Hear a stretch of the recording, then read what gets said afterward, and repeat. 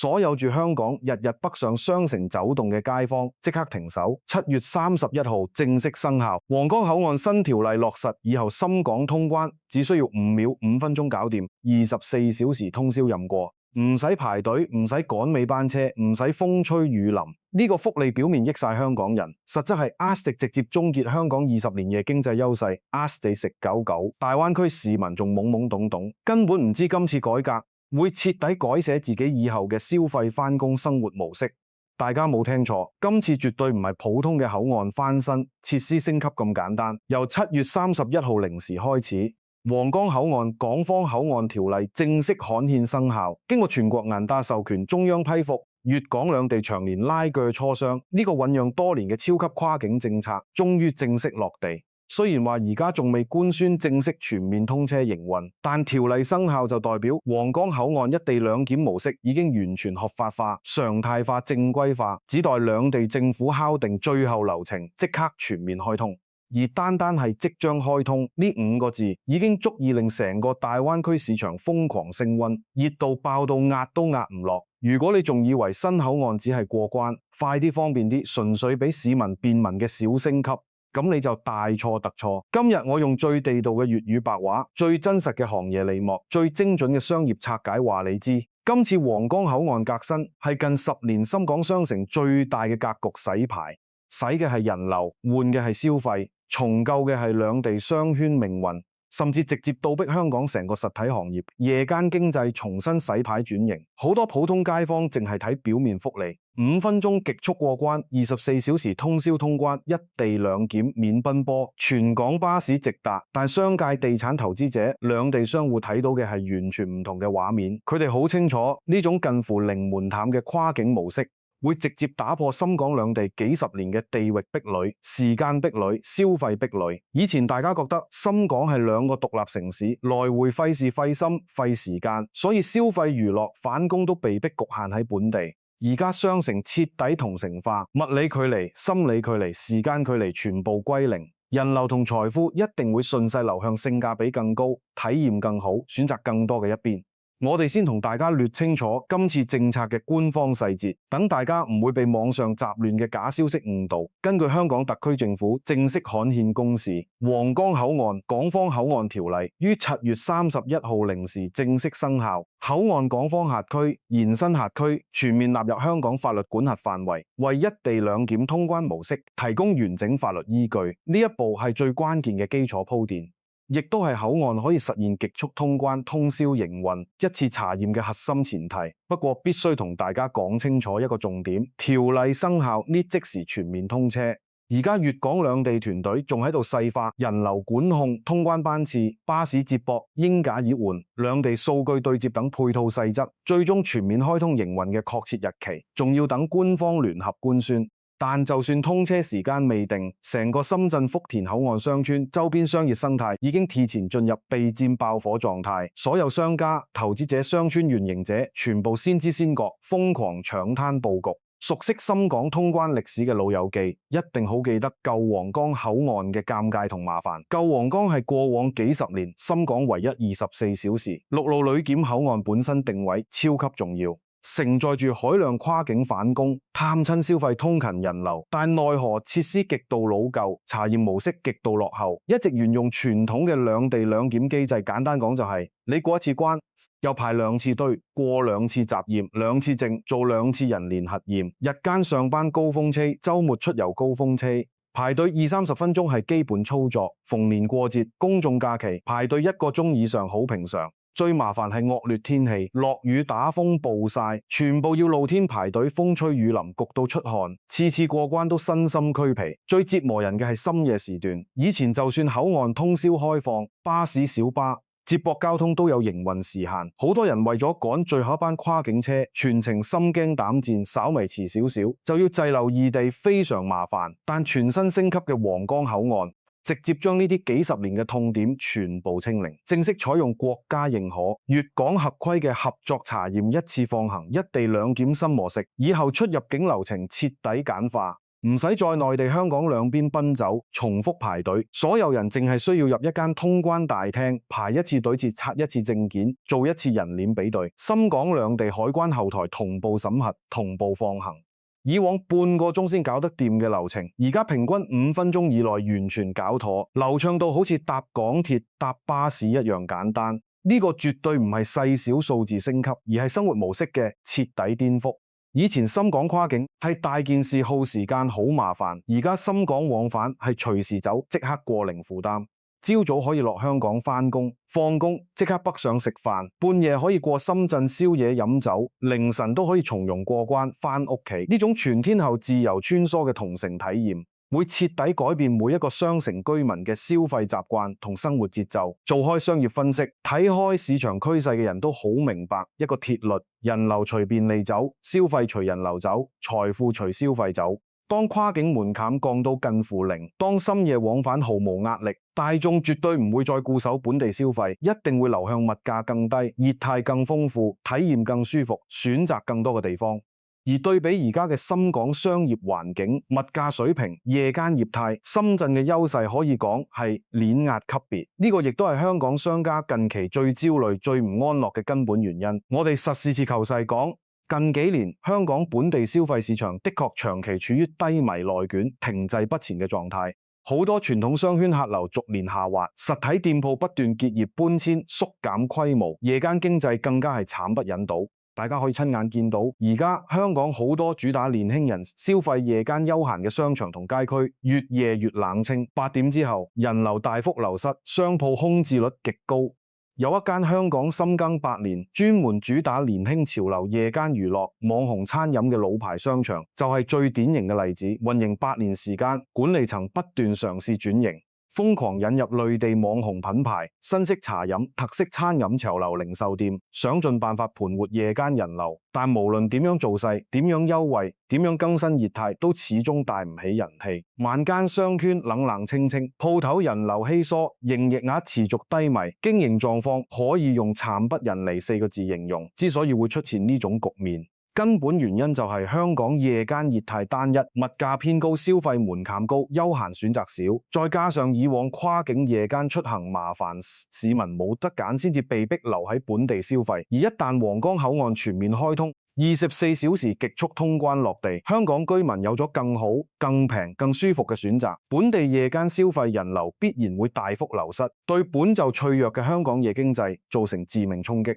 反觀一河之隔嘅深圳福田皇崗片區，成個市場狀態完全相反。早喺口岸升級消息傳出，仲未正式施工完成嘅時候，已經有海量商家投資者聞風而動。熟悉呢片區域嘅人都知，舊年呢度仲係灰塵滾滾，遍地工地，道路圍蔽，人煙稀少，周邊商鋪無人問津，好多空置鋪位長期租唔出，屬於典型嘅待開發荒蕪片區。但自從新口岸一地兩檢極速通關24小時營運嘅消息實錘之後，短短幾個月時間，成個片區徹底脫胎換骨，周邊所有閒置商鋪、臨街旺鋪、商圈鋪位，全部被商家搶租一空，一鋪難求，他後根本冇得揀。各大商業商場、臨街商鋪瘋狂裝修升級，道路翻新、天橋改造、接駁路網優化、綠化同配套設施全面迭代。就算而家仲有部分收尾工程未完工，都完全擋唔住商家同投資者嘅狂熱佈局。好多街坊都會疑惑，點解一班生意人咁搏命提前重金入局？其實做生意嘅人眼光最準，佢哋最識得睇政策紅利、睇人流趨勢、睇財富豐厚。我哋只要睇返當年蓮塘口岸開通嘅先例，就完全可以預判今次皇崗口岸嘅爆發力度。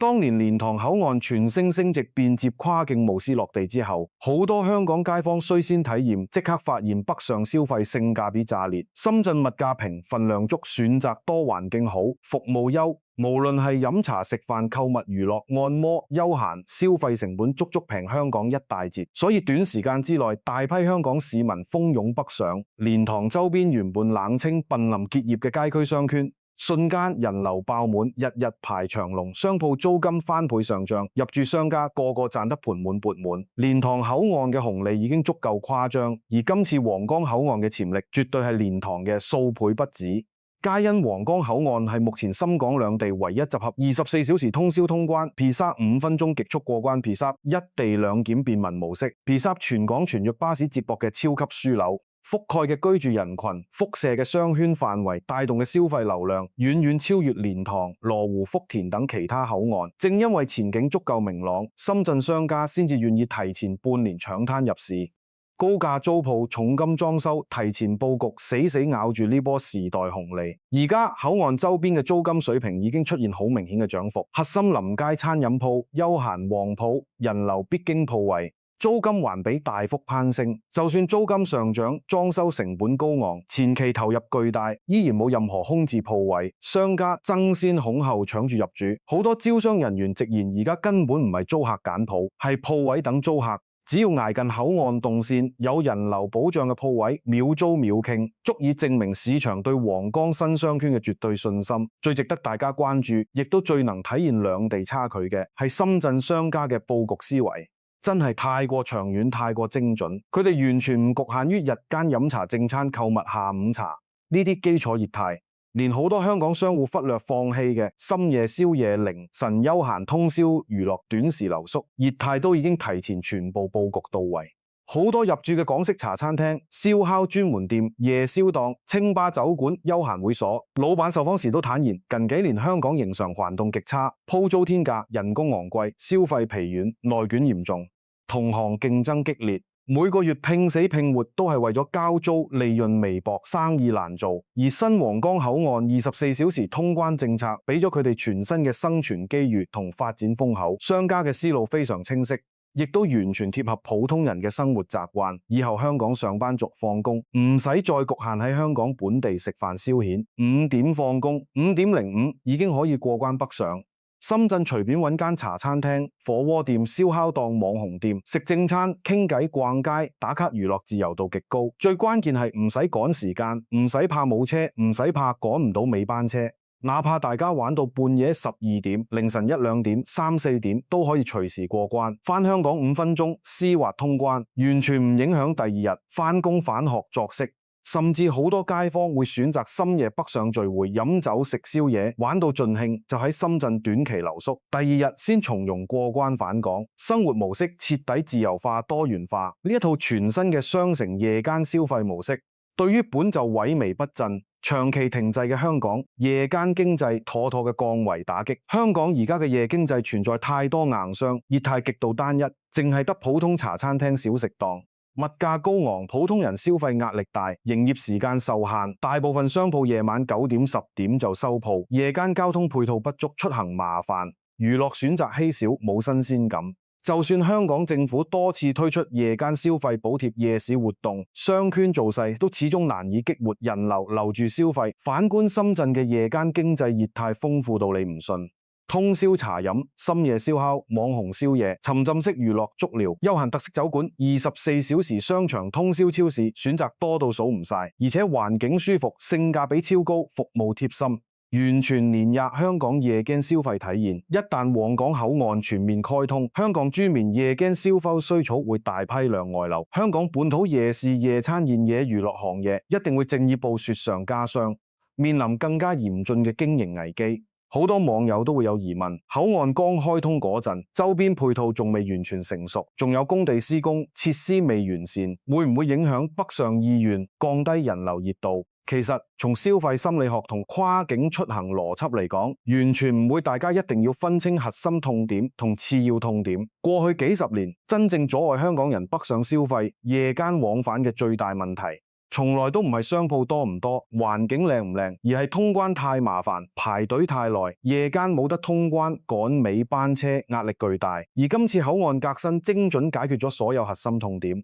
，5分鐘極速絲滑過關，24小時全天候無間斷通關，全港巴士直達口岸，零換乘零奔波。只要通關便利度拉滿，配套設施嘅小瑕疵不完善，全部都可以後期快速補齊。完全唔會阻擋人流湧入，消費人流嘅爆發式增長只係時間問題。從宏觀商業格局拆解，全新皇崗口岸就好似一部24小時不間斷運作嘅超級人流抽水機，日夜無休。源源不斷將香港本土嘅夜間消費力、年輕消費群體、日常消費需求全部引流至深圳、福田核心商圈。而且呢種人流遷移、消費外流，絕對唔係短期跟風熱度，而係長期穩定、常態化嘅商業格局重塑。當雙城通勤、跨境消費慢慢變成普通人嘅生活日常，香港本土商圈嘅消費流失只會持續加劇。呢個局面倒逼所有香港本地商戶必須做出改變，有乜主動漲成升值、優化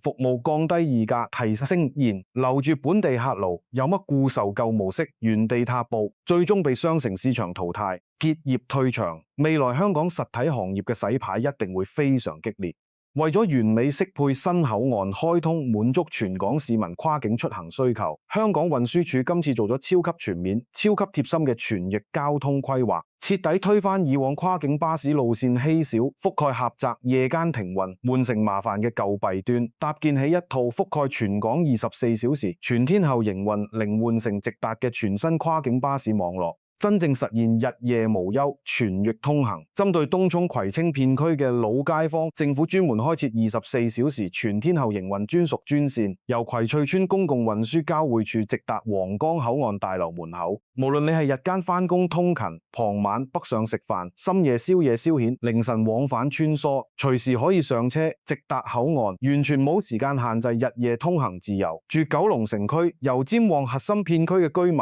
都可以搭乘全新途經中九龍幹線嘅跨境巴士班，貫穿九龍核心生活區，上下班通勤、閒時出遊、夜間消費，輕輕鬆鬆直達口岸，極大縮減跨境時間成本同出行成本。而新界東面嘅馬鞍山、沙田一帶街坊都可以乘坐途經火炭廣福邨、烏溪沙站嘅24小時跨境巴士專線，舒適平穩直達皇崗口岸，完美覆蓋新界東部大片居住人群。至於屯門、洪水橋、青山灣一帶嘅市民，每逢週末、公眾假期，仲有專屬加密班次，出行選擇更加靈活、更加便捷。除此之外，城巴、龍運等香港主流巴士公司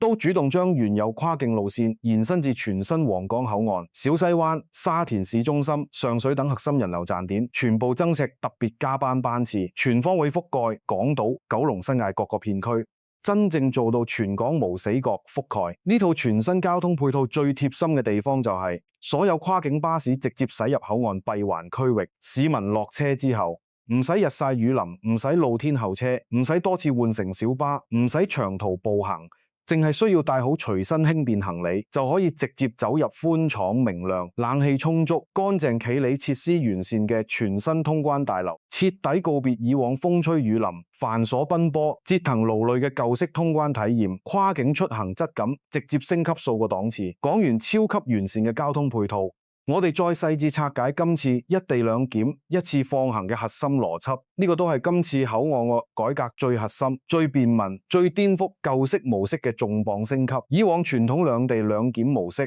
流程繁瑣到極致，內地出入境查驗熱刺，香港出入境就係查驗熱刺，兩次排隊，兩次證件核驗，兩次一連備隊步驟多，後市場體驗差，少則10幾分鐘，多則成個鐘，係全先一地兩檢模式。徹底整合兩地查驗流程，將深港兩地海關出入境工作人員查驗窗口審核系統統一設置喺同一棟通關大廳入面，所有出入境手續同步進行，同步審核，同步放行，真正實現排一次隊、過一次閘，搞掂兩地手續。日常實操流程簡單到極致，連老人家小朋友都輕鬆適用。香港居民北上深圳只需要帶備有效回鄉證。內地居民返回香港，只需要出示香港身份證，抵達閘機之後，將證件放喺感應區域，面對攝像頭，完成人臉比對系統後台自動同步完成深港兩地出入境審核，閘機自動開啟，即刻順利通行，全程一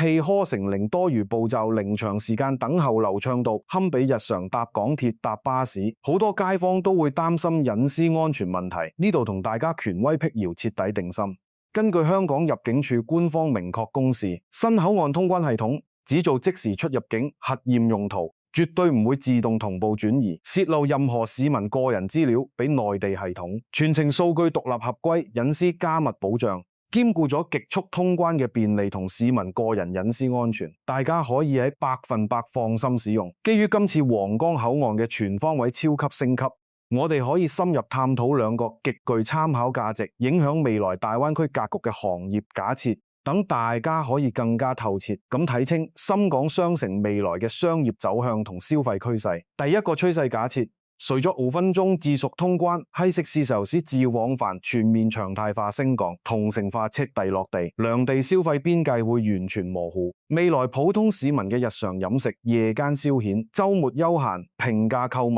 朋友聚會等基礎消費，會大批量向業態更豐富、物價更親民嘅深圳傾斜，而香港會逐步剝離大眾平價消費賽道，聚焦高端國際消費、專業商務服務、跨境金融、高端文旅等優勢業態，最終形成深港錯位發展、兩極分化嘅全新商業格局。第二個趨勢假設，未來1到2年之內，香港本土傳統老舊商圈體驗落後、夜價過高嘅夜間業態，會迎來一輪大規模洗牌迭代，固守舊模式唔肯轉型、服務落後、定價虛高嘅傳統商戶會持續流失客流、利潤萎縮，最終被市場淘汰。而主動優化服務、調整定價、貼合大眾消費需求、提升體驗嘅商戶，先可以留住客流，持續經營。同時，深港跨界融合業態會快速爆發，港式餐飲、港式服務、港式休閒業態會喺深圳加速落地普及，形成全新嘅雙城互補商業生態。站喺大灣區宏觀發展角度嚟睇，皇崗口岸一地兩檢嘅全面落地，絕對係大灣區1小時優質生活圈建設嘅里程碑事件。對比港澳所有口岸嘅通關模式，全新皇崗口岸係目前查驗效率最高、便民配套最完善、通行自由度最強、覆蓋人流最廣嘅超級跨境樞紐。佢嘅升級迭代絕對唔只係便利市民通勤消費咁簡單，更加可以強力帶動跨境商戶往來、跨境運累交流、跨境走業居做跨境產業聯動，進一步拉近深港雙城居里，推動兩地資源互通、一體互補、人流互流、經濟互融。但對於我哋普通街坊消費者、本地商戶嚟講，最直觀、最真切、最貼身嘅影響，依然係日常消費習慣嘅徹底改寫。過往幾十年，深夜跨境夜間往返一直係普通人嘅最大痛點。大家夜晚想出去玩、想食宵夜、想輕鬆聚會，都被通關時間、交通限制死困住，只可以無奈選擇喺香港本地消費。而家5分鐘極速通關、通宵自由往返，徹底打碎咗呢個束縛。週末休閒、平日放工、深夜聚會、節假日出遊，大家可以隨心所欲穿梭雙城，享受深圳豐富、平價、多元、優質嘅夜間業態。反觀香港本地冷清單、性價比偏低嘅夜間消費市場，自然會失去以往嘅壟斷優勢同被動客流。以前好多香港街坊明明知道本地消費貴，體驗一般選擇稀少，但因為通關麻煩、夜間出行受限，冇得揀，只可以硬住頭皮幫襯本地商戶。而家跨境自由往來、選擇多元化之後，消費選擇權徹底返歸消費者手中，呢種市場化嘅良性競爭，長遠嚟講絕對係好事。可以倒逼香港實體行業夜間業態轉型升值，優化服務下調議價，提升體驗，推動香港商業良性發展。但短期之內，香港傳統商圈鬧做業態必然要承受巨大嘅客流衝擊同經營壓力，洗牌陣痛無可避免。綜合今次所有政策細則、口岸配套升級、市場商家反應、過往口岸紅利案例、未來行業趨勢，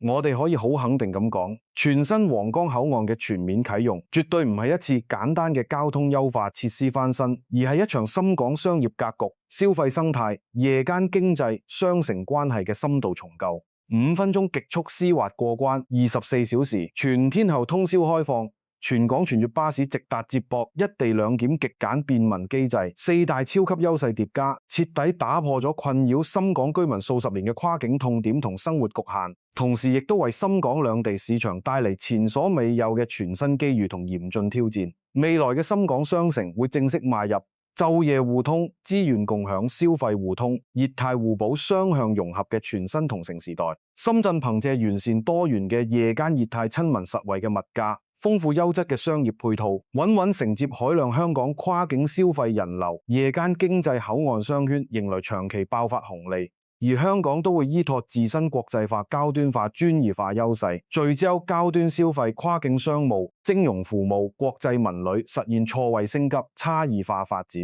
對於我哋普通市民而言，呢次革新絕對係超級福利，享受更便捷嘅通勤、更豐富嘅消費、更自由嘅雙城生活、更高性價比嘅日常體驗。而對於兩地商戶嚟講，只有順勢而為，主動轉乘、優化升級貼合市場需求，先可以穩接住呢波時代風口紅利，避免被市場淘汰。超強結尾互動，點讚+10，收藏率+10，轉發訂閱+10，評論全套引導。睇到呢度，相信大家都徹底睇通透。今次皇崗口岸革新，表面係便民通關福利，實質係深港雙城經濟雙圈格局、夜間市場嘅大洗牌、大變天。呢啲藏喺政策背後，商家唔會講，媒體唔會拆解嘅深層內幕同行業趨勢。全網真係好少有人同你講得咁透徹咁接地氣。如果你覺得呢條粵語乾貨片夠晒真實、夠晒有用，幫到你認清大灣區最新風口同消費變局，記得即刻點讚、收藏、轉發出去，分享俾身邊所有住香港、日日北上、雙城走動、中意跨境消費、玩夜生活嘅親戚朋友，等更多人提前掌握新政紅利，認清市場趨勢，唔好再懵懵懂懂。歡迎大家即刻喺評論區留言傾偈交流，講下你嘅睇法。你覺得新皇崗口岸開通之後，深圳夜經濟會徹底碾壓香港嗎？香港傳統商圈會持續大跌，加速轉型嗎？你最期待北上體驗深圳邊一類美食同娛樂業態？我會逐條回覆大家嘅留言，同大家一齊深入傾清深港雙城最新變局。最後最緊要記得點擊訂閱我嘅頻道，即刻開埋小鈴鐺。我會持續用最地道嘅粵語白話，每日為大家拆解大灣區最新政策、跨境通關福利、商業風口變局、消費避坑技巧，帶你第一時間掌握時代紅利，精明消費，把握雙城機遇，絕對唔會錯過任何風口。下期再同大家分享更多勁爆乾貨，我哋到時見。